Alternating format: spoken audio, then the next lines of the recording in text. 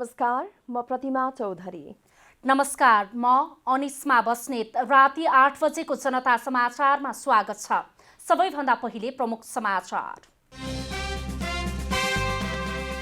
निर्वाचन आयोगद्वारा विभिन्न राजनीतिक दलका नेताहरूसँग छलफल। माघ 15 गते मतदाता नामावली प्रकाशित गर्ने आयोगको प्रस्ताव। प्रधानमन्त्रीको हैसियतमा गरेका कामको जवाफदेहिता लिने प्रधानमन्त्रीको प्रश्नोक्ति। दाहाल नेपाल पक्षले अलोकतान्त्रिक अभ्यास गरेको भनाई। राष्ट्र ब्याङ्कद्वारा नाडेप लघुवित्त सञ्चालक समितिका अध्यक्ष सहित 7 जनालाई कारबाही। आर्थिक अनियमितता गरेको आरोप। नयाँ प्रजातिको कोरोनाले सन् 2021 झनै कष्टकर हुने WHO चेतावनी। स्वास्थ्य सतर्कता अपनाउन अपिल। र प्रधानमन्त्री कप राष्ट्रिय पुरुष प्रतियोगितामा बागमती प्रदेशको विजयी सुरुवात। त्रिभुवन आर्मीको लगातार दोस्रो जित।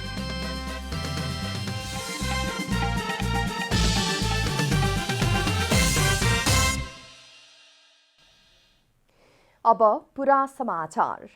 प्रतिनिधि सभा विघटन विरुद्ध दायर भएका रिटमाथि सर्वोच्च अदालतको संवैधानिक इजलासमा भएको बहस नसकिएपछि हेर्दा हेर्दैमा राखिएको छ। बहस आज नसकिएपछि पुनः सोमबारका लागि तोकिएको छ। प्रतिनिधि सभा विघटन विरुद्ध सर्वोच्च अदालतमा दायर भएका रिटमाथिको बहस हेर्दा हेर्दैमा राख्ने क्रम जारी छ। संवैधानिक इजलासमा आइतबार भएको बहस नसकिएपछि फेरि सोमबारका लागि तोकिएको छ। आइतबारको बहसमा रिट पक्षका वकिलहरूले सत्तारूढ दलको विवादले प्रतिनिधि सभा विघटन भएको दावी गरेका छन्।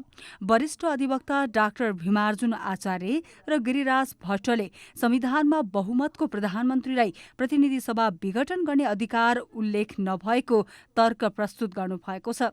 सुनवाईमा अधिवक्ता आचार्य र प्रधान न्यायाधीश चोलेन्द्र शमशेर राणाबीच सवाल जवाब समेत भएको छ। प्रधान न्यायाधीशले अधिवक्ता आचार्यलाई धारा 76 को आधारमा प्रधानमन्त्रीले संसद विघटन गर्न पाउँदैन र भन्ने प्रश्नमा आचार्यले काल्पनिक कुरामा अदालत जान नमिल्ने जवाब दिनुभएको छ। प्रधान न्यायाधीशको अप्सन भयो भने हेर्ने हो कि नहुँदा पनि हेर्ने हो भन्ने प्रश्नमा अधिवक्ता आचार्यले मसँग विकल्प छैन भनेर हाउसले भन्नुपर्ने बताउनुभयो।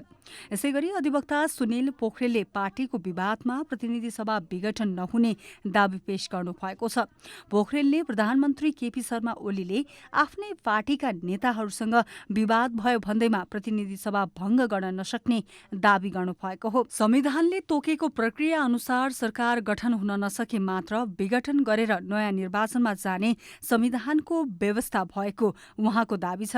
प्रधानमन्त्री ओलीले प्रतिनिधि सभा विघटनको मुद्दालाई राजनीतिक मुद्दा भने जवाब पेश गरेको उल्लेख गर्दै अधिवक्ता पोखरेलले प्रधानमन्त्रीको जवाफ नै खारेज भागीदार भएको बताउनु भएको थियो। पोखरेलले सर्वोच्च अदालतकी न्यायाधीश सपना प्रधान मल्ललाई संविधानको सही व्याख्या गर्ने अवसर भएको समेत बताउनुभयो। आइतबारको सुनवाईमा आचार्य र पोखरेल सहित अधिवक्ताहरू दिनेश त्रिपाठी र लोकेन्द्र ओली लगायतले बहस गर्नुभएको छ। क्यामेरामा साजन थापाका साथ कमला हमाल, काठमाडौँ। आगामी वैशाखमा 17 र 27 गते तय गरिएको प्रतिनिधि सभाको चुनावका लागि निर्वाचन आयोगले विभिन्न राजनीतिक दलका नेताहरूसँग छलफल गरेको छ।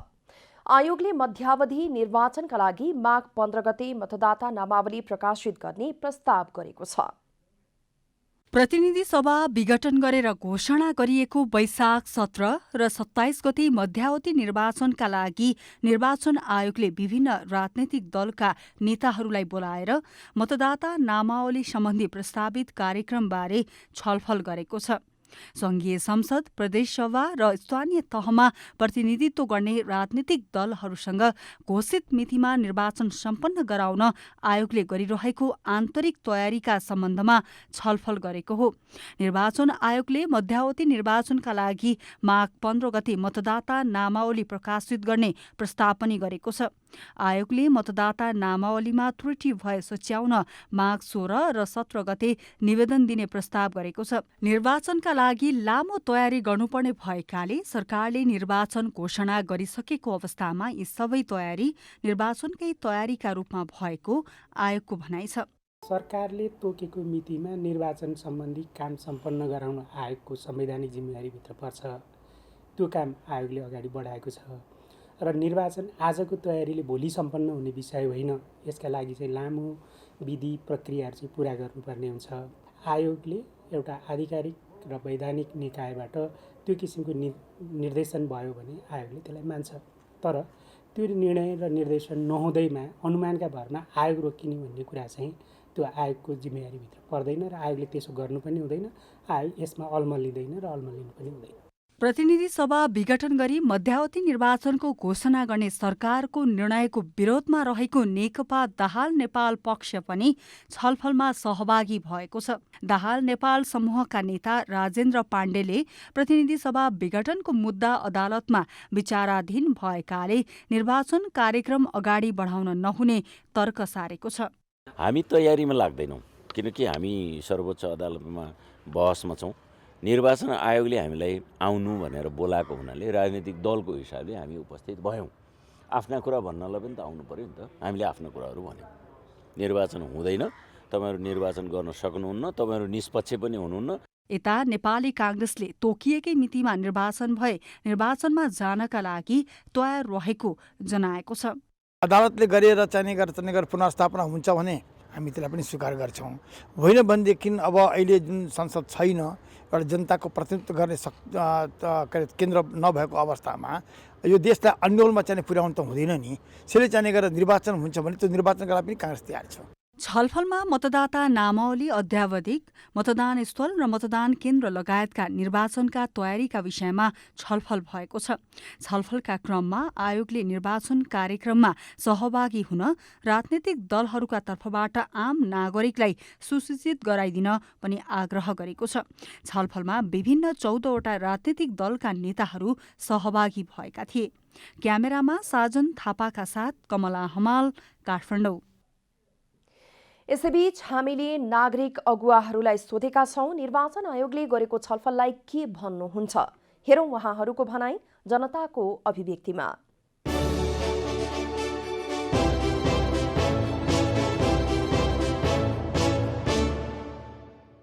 प्रधानमन्त्रीलाई त अदब साथ नमस्कार गर्ने हाम्रो बानी छ।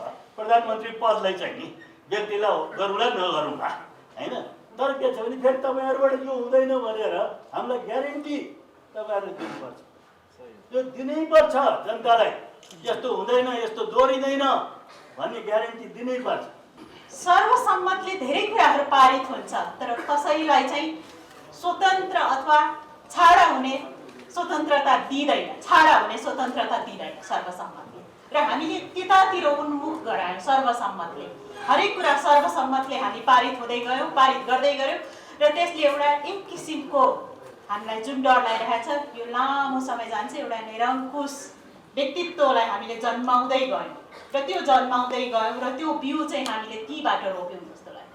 वैशाख महिनामा उहाँले चुनाव गर्नु न, पहिला पनि सर्वोच्चमा छ। त्यसकारण सर्वोच्च अदालतमा हामीले के भनेका छौँ भने सर्वत्रबाट मैले सकेँ, उहाँले नभए पनि 5-7 मिनट लागेको छ कि रेल लिकबाट बाहिर आएको छ। यो रेल लिकबाट बाहिर आउने निगाह गर्ने होइन, हामीले न्यायको भिख मागेको छैन। यो कर्तव्य हो, दायित्व हो, आफ्नो योग्यताको परीक्षण हो। सर्वोच्च अदालतले यो लिकबाट बाहिर गएको रेललाई लिकमा ल्याउनुपर्छ, त्यसपछि संसदीय प्रक्रियाबाट अगाडि बढ्नुपर्छ। अहिले संविधानवादमाथि घात हुन गइराखेको छ। यो संविधानवाद माथि घात भएको अवस्थामा राजनीति कुन ठाउँ पुग्छ, देश कहाँ पुग्छ, हामी नागरिक समाज कुन ठाउँ पुग्न सक्दछौँ? त्यसकारणले गर्दाखेरि संविधानवादलाई रक्षा गर्नको लागि हामी सचेत हुनु आवश्यक छ। आज किन डराएका छौँ भने प्रधानमन्त्रीले संसद विघटन गरेर होइन, प्रधानमन्त्रीले संसद विघटन गरेको सिफारिस गरेर अनि तुरुन्तै कुलिङ पिरियड पनि नराखिकन स्वीकृत भएर पनि होइन। अनि नेमाङजीले भन्नुभएको छ नि ठ्याक्कै 5 वर्षमा चुनाव, त्यसमा खण्डन भएर पनि होइन। आज हामी डराएको कारण के हो भने देयर इज अ सेटिङ।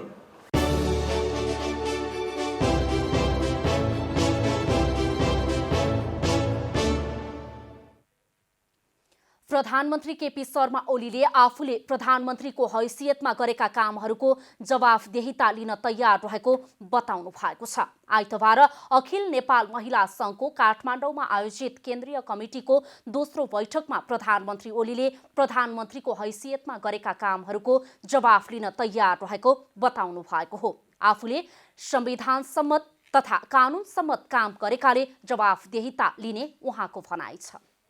अरू संस्थाले सिफारिस गरेको गर्नुपर्ने भन्ने तोकिएकोमा बाहेक प्रधानमन्त्रीको सिफारिसमा राष्ट्रपतिले काम गर्छ। त्यही व्यवस्था छ र प्रधानमन्त्रीको सिफारिस बमोजिम राष्ट्रपतिले त्यो आदेश लगाउनुपर्छ, निर्णय दिनुपर्छ। त्यसमा कहीँ कतै कमी कमजोरी छ भने प्रधानमन्त्रीको कमी कमजोरी हुन्छ। कानुन मिलेन भने प्रधानमन्त्रीको कमजोरी हो, राष्ट्रपतिको होइन। कि राष्ट्रपतिले हेर्ने होइन त्यो कुरा, प्रधानमन्त्रीले हेर्ने हो। र म जवाब दिन तयार छु, जवाबदेही लिन तयार छु, बहस गर्न तयार छु। मैले प्रधानमन्त्रीको हैसियतमा गरेका कामहरू संविधानसँग छन्, कानुनसँग छन्, लोकतन्त्रको पक्षमा छन्, गणतन्त्रको पक्षमा छन्, जनताको पक्षमा छन्, राष्ट्रको पक्षमा छन्, राष्ट्रको सार्वभौम सत्ताको पक्षमा छन्।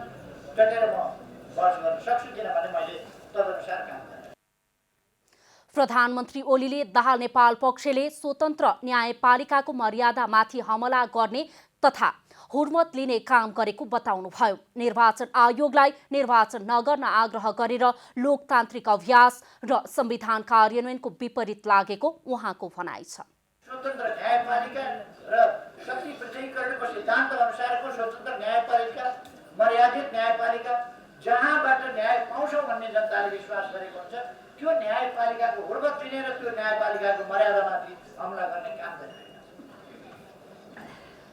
पार्टी विभिन्न गुट उपगुटमा विभक्त भएकाले एकीकरण प्रक्रिया सम्पन्न हुन नसकेको बताउँदै प्रधानमन्त्री ओलीले विगत 3 वर्षको अवधिमा पार्टीको नीति, उद्देश्य, गन्तव्य केही नभएको उल्लेख गर्नुभयो। निर्वाचन गर्नुपर्ने ठाउँमा निर्वाचन नगर भन्न प्रचण्ड माधव नेपालहरू दलभर साइड जान्छ। निर्वाचन भनेको के? भनेको लोकतन्त्र, लोकतान्त्रिक अभ्यास हुनु हुँदैन, संविधान कार्यान्वयन हुनु हुँदैन, निर्वाचन हुनु हुँदैन, निर्वाचनको तयारी नगर भनेको लोकतान्त्रिक अभ्यास हुनु हुँदैन भने त्यो अभ्यास उनीहरू गर्नु।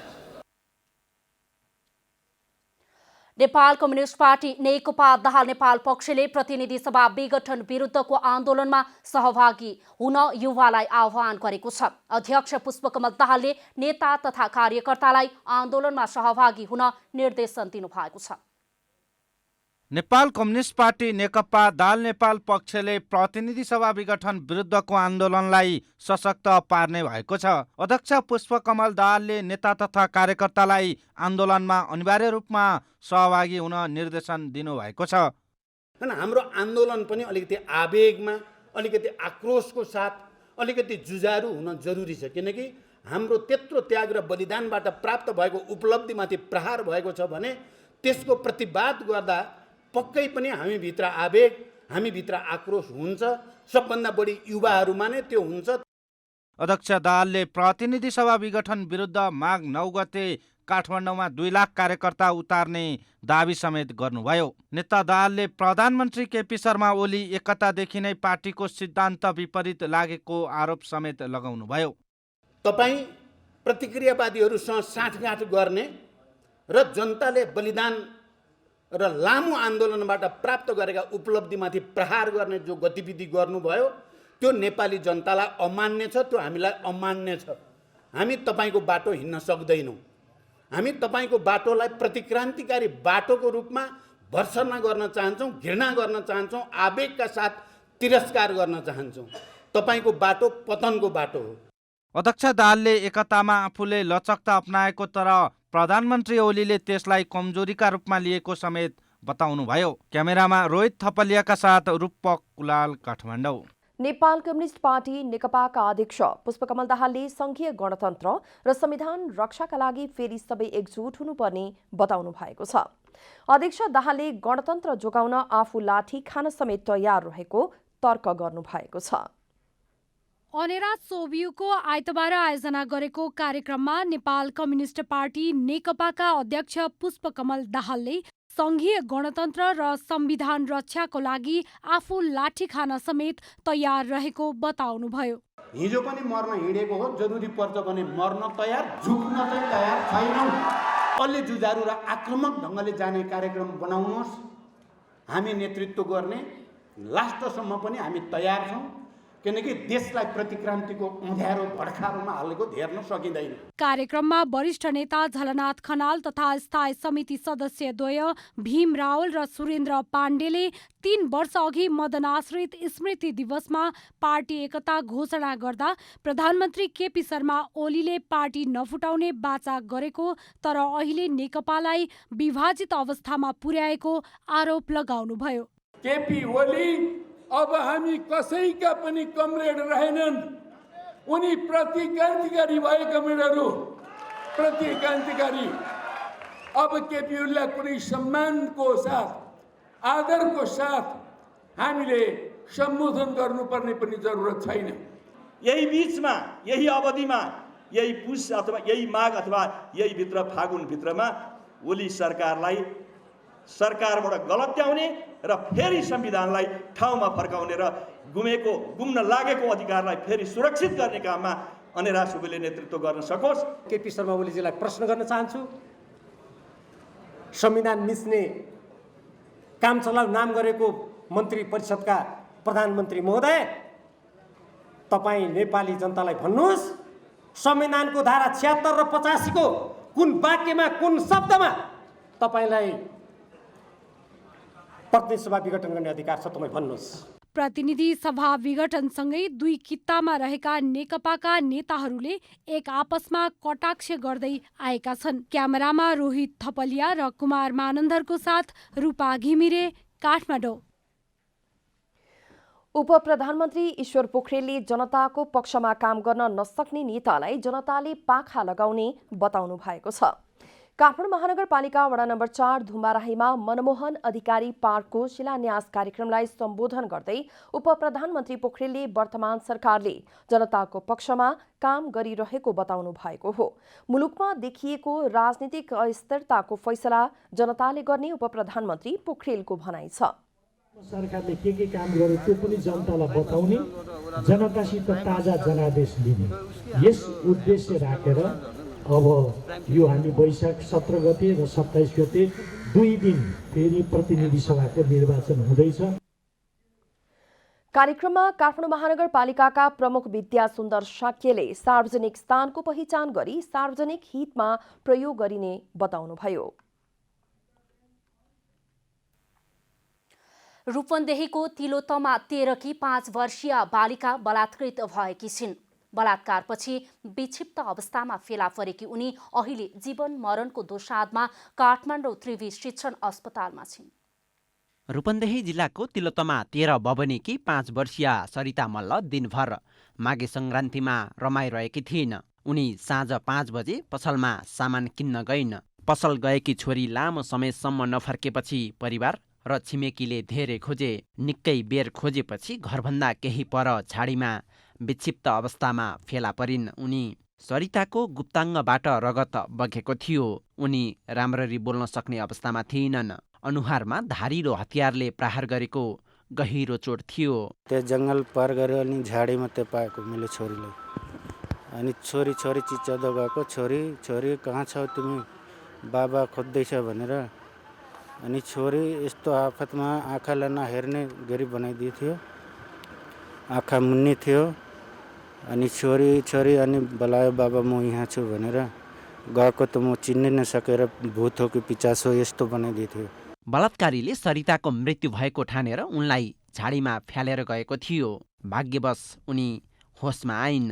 त्यही स्थानमा डेरा गरी बस्ने कपिलवस्तुका ओमबहादुर विकले सरितालाई लिएर गएको गाउँलेले देखेका रहेछन्। होसमा आएपछि सरिताले पनि आफूलाई ओमले नै बलात्कार गरेको बताइन्। सुरुमा ओमलाई घरबेटी हिरालाल मल्लले पनि लुकाउने कोसिस गरे, तर गाउँले उग्र बन्दै गएपछि हिरालालले बलात्कारीलाई बाहिर निकाले। अहिले दुवै प्रहरी खोरमा छन्। यता सरिताको अवस्था भने दयनीय छ। सरितालाई सुरुमा भैरहवा र बुटवलका अस्पतालमा लगिए पनि उपचार नभएपछि काठमाडौँ ल्याइएको छ। उनको महाराजगञ्ज स्थित टिचिङ अस्पतालको पेडियाट्रिक इन्सेन्टिभ केयर युनिटमा राखेर उपचार भइरहेको छ। जुन कन्डिसनमा यहाँ आएको थियो त्यो कन्डिसनमा चाहिँ मानसिक रूपमा पनि असर गरे हुन्छ।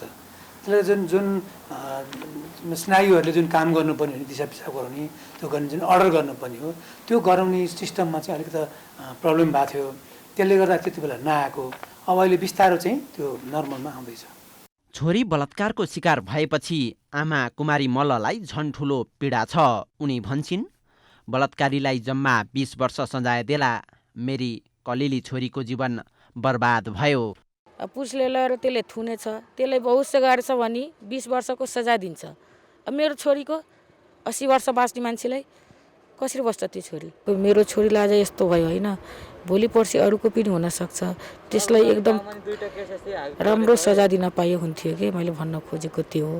मेरो छोरीको त जे भयो भयो, अरू चेलीबेटी छन्, भोलि पर्सि तिनीहरू पनि त्यही हाल हुन्छ। तर विडम्बना, बलात्कार गर्ने भन्दा बलात्कारको शिकार हुनेलाई धेरै पीडा छ। आफ्नै खर्चमा परिवारले उनको उपचार गराइरहेका छन्। 3 दिनमा 80,000 खर्च गरिसके। पीडित परिवारले आर्थिक तथा सामाजिक रूपमा भोग्नुपर्ने समस्या झनै ठुलो छ। क्यामेरामा जेपी श्रेष्ठका साथ ऋषि खतिवडा, काठमाडौँ। नेपाल राष्ट्र ब्याङ्कले नाडेप लघुवित्त वित्तीय संस्थाका सञ्चालक समितिका अध्यक्ष सहित 6 जना र प्रमुख कार्यकारी अधिकृतलाई कारवाही गरेको छ।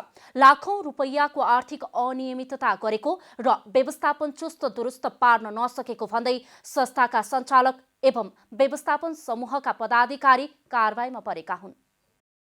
नेपाल राष्ट्र ब्याङ्कले धादिङको गजुरीमा केन्द्रीय कार्यालय रहेको घ वर्गको इजाजत प्राप्त नाडेप लघुवित्त वित्तीय संस्थाका सञ्चालक समितिका अध्यक्ष पिताम्बर प्रसाद आचार्य सहित 6 जना र प्रमुख कार्यकारी अधिकृत सिइओलाई कारवाही गरेको छ। राष्ट्र ब्याङ्कले सञ्चालक समितिका सदस्यहरू वेद प्रसाद शिवाकोटी, हरिकृष्ण सुवेदी, विनोद कुमार शर्मा, सोफिया आचार्य नेपाल, विवेक कणेल र सिइओ उपेन्द्र बहादुर कार्कीलाई कारवाही गरेको हो। आर्थिक अनियमितता गरेको, केन्द्रीय कार्यालयमा उपस्थित नभई हाजिर जनाएको लगायतका कैफियतका कारण सञ्चालक समितिका अध्यक्ष एवं सदस्यहरू र उच्च व्यवस्थापन समूहका जिम्मेवार व्यक्तिहरूलाई कारवाही गरेको राष्ट्र ब्याङ्कले जनाएको छ। केन्द्रीय ब्याङ्कले आर्थिक अनियमितता गरेको रकम असुल उपर गरी कारवाही गरेको हो।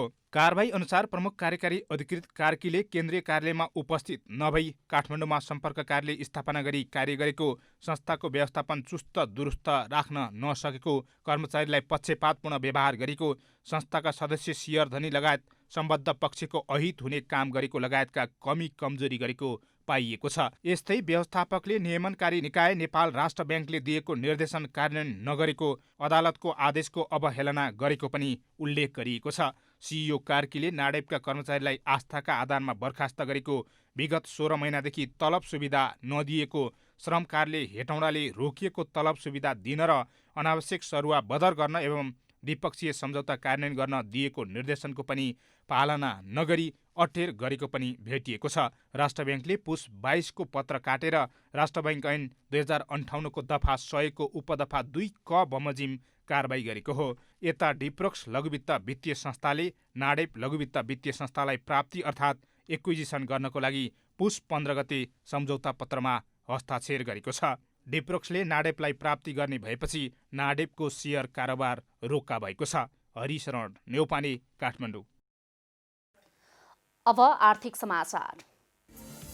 आर्थिक समाचारका साथमा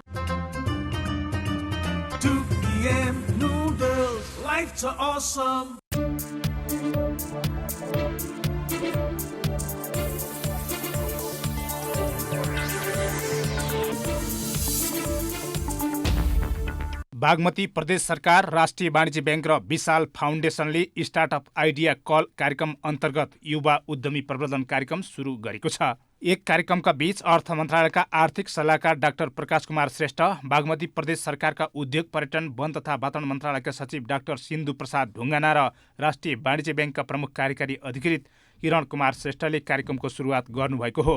कार्यक्रममा अर्थ मन्त्रालयका आर्थिक सल्लाहकार डाक्टर श्रेष्ठले उद्यमी बन्नका लागि आत्मविश्वास, धैर्यता, विषय विज्ञता र बजारको वस्तु स्थितिबारे राम्रो ज्ञान हुन आवश्यक रहेको बताउनुभयो। मन्त्रालयका सचिव डाक्टर सिन्धु प्रसाद ढुङ्गानाले युवा मैत्री उद्यमका कार्यक्रम मन्त्रालयको प्राथमिकतामा रहेको बताउँदै आगामी वर्ष युवा लक्षित कार्यक्रमलाई बढाउँदै जाने बताउनुभयो। राष्ट्रिय वाणिज्य ब्याङ्कका प्रमुख कार्यकारी अधिकृत किरण कुमार श्रेष्ठले नयाँ युवा पुस्ताको सोचमाथि लगानी गर्ने कार्यक्रम नै आइडिया कल कार्यक्रम भएकाले ब्याङ्कले सुरु गरेको यो कार्यक्रममा सहभागी हुन युवाहरूलाई आग्रह गर्नुभयो। कार्यक्रममा नेपाल उद्योग परिसङ्घका राष्ट्रिय परिषद सदस्य एवं ब्याङ्कर वर्षा श्रेष्ठ, विशाल फाउन्डेसनका अध्यक्ष नरेश प्रसाद श्रेष्ठ, कार्यकारी निर्देशक विशाल गैरे, एडमार्क कलेजका संस्थापक शिवप्रसाद अधिकारी लगायतले उद्यमशीलता र युवा सहभागिताबारे नयाँ उद्यम सुरुवात गर्ने प्रेरणा मिल्ने विश्वास व्यक्त गर्नुभएको थियो। नेपाल मैदा उद्योग सङ्घको 22औं वार्षिक साधारण सभाले कुमुद कुमार दुगडलाई आगामी 2 वर्षको लागि अध्यक्ष पदमा निर्विरोध निर्वाचित गरेको छ। दुगड विगत 2 कार्यकाल सङ्घको अध्यक्ष भइसक्नु भएको छ। सङ्घको प्रथम उपाध्यक्षमा दिनेश कुमार अग्रवाल, द्वितीय उपाध्यक्षमा सुलभ अग्रवाल, तृतीय उपाध्यक्षमा रमेश राज कणिकार र महासचिवमा राधेश्याम अग्रवाललाई निर्वाचित गरेको छ। सभाले विभिन्न 8 बुँदे मागपत्र सरकार समक्ष पेश गर्ने भएको छ। सभाले आयातित मैदासँग प्रतिस्पर्धा गर्न भ्याट छुट हुनुपर्ने, मैदा आयात बन्देज गर्नुपर्ने, कच्चा पदार्थ गहुँ र तयारी वस्तु मैदा आयात गर्दा भन्सार मूल्याङ्कन कमसेकम 2 तहले फरक हुनुपर्ने, गहुँ आयातमा कृषि सुधार शुल्कलाई घटाएर 1% हुनुपर्ने, मैदा निर्यातमा दिँदै आएको निर्यात अनुदान 5% कायम हुनुपर्ने लगायतको माग समेत गरेको छ। 20 वर्षदेखि घरायसी र व्यावसायिक जिम उपकरणको कारोबार गर्दै आएको फिटनेस चोइसले काठमाडौँको सीतापाइलामा नयाँ सोरुम सञ्चालनमा ल्याएको छ। सोरुमको नागार्जुन नगरपालिकाका मेयर मोहनबहादुर बस्नेतका साथै 10औं विश्व बडी बिल्डिङ च्याम्पियन 75 केजीसम्मका उपाधि विजेता तथा कम्पनीका ब्रान्ड एम्बेसडर महेश महर्जनले संयुक्त रूपमा उद्घाटन गर्नुभयो। कम्पनीले अमेरिका, बेलायत, चाइना र ताइवान लगायत विभिन्न मुलुकबाट आयातित घरायसी तथा व्यावसायिक जिम सम्बन्धी सम्पूर्ण उपकरण सोरुमबाट उपलब्ध हुने जनाएको छ। अब खेलकुद समाचार।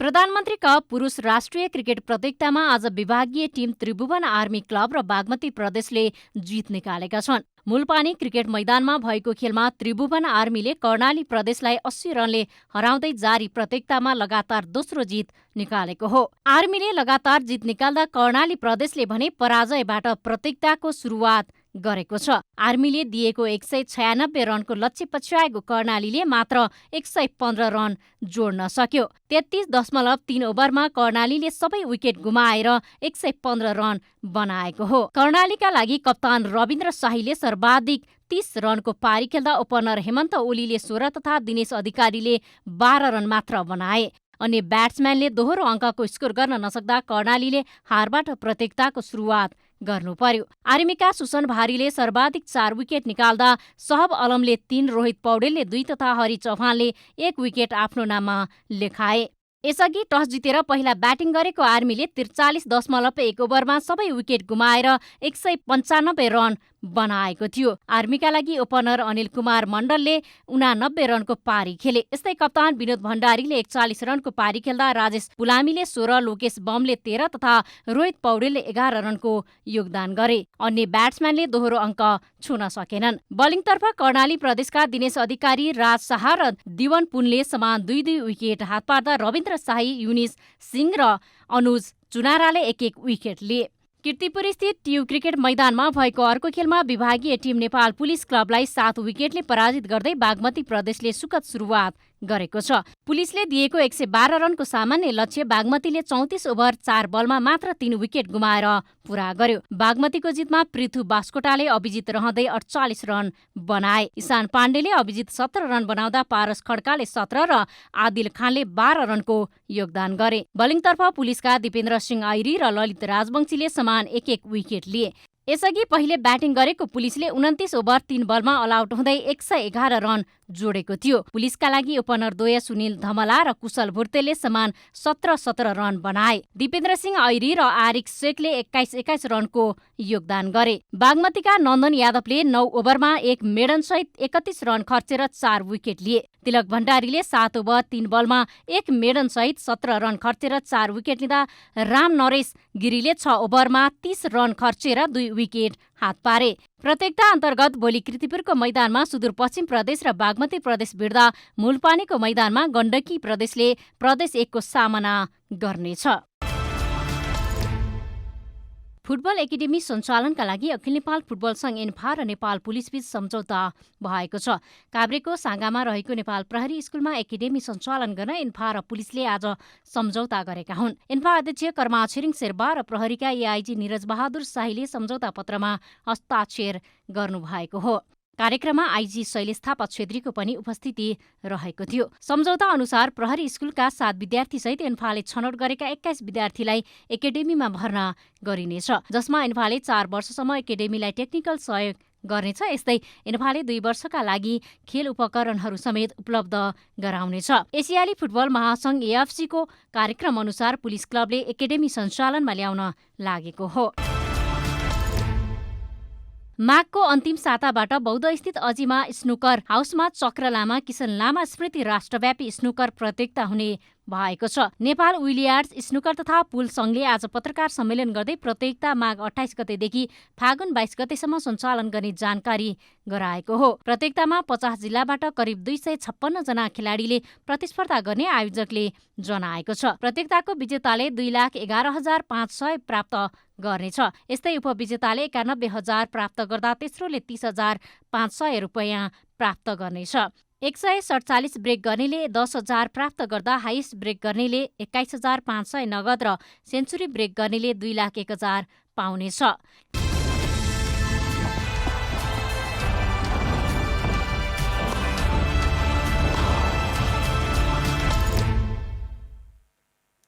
अब मौसम समाचार।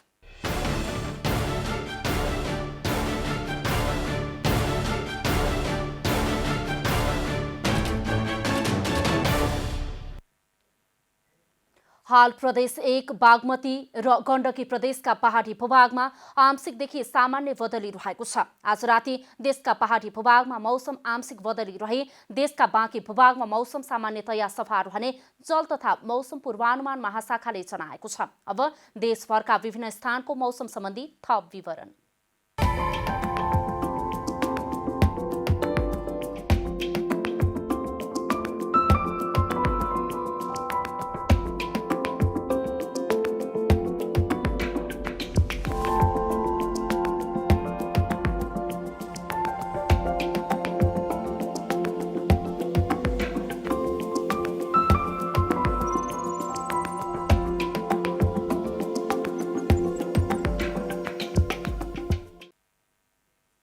अन्त्यमा आजको डायरी।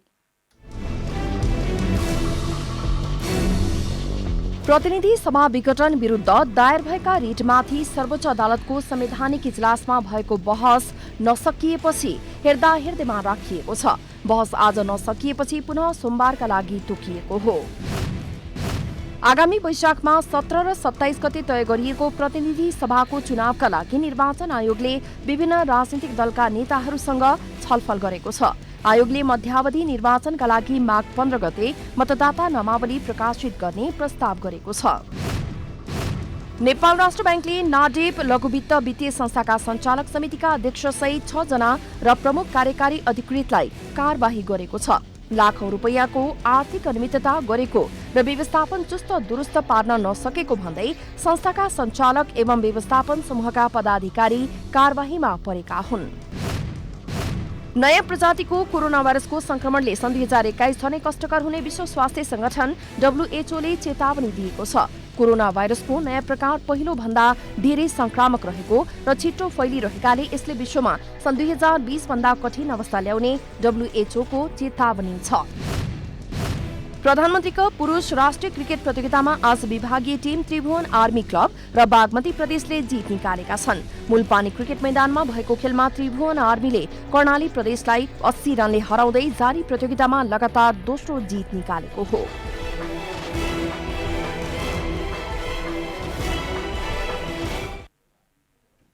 जनता समाचार अहिलेलाई यति नै। जनताद्वारा जनताका लागि प्रसारित जनता टेलिभिजनका कार्यक्रमहरू युट्युब, ट्विटर, फेसबुक र हाम्रो वेबसाइट जनतासमाचार.com मा पनि पढ्न र हेर्न सक्नुहुनेछ।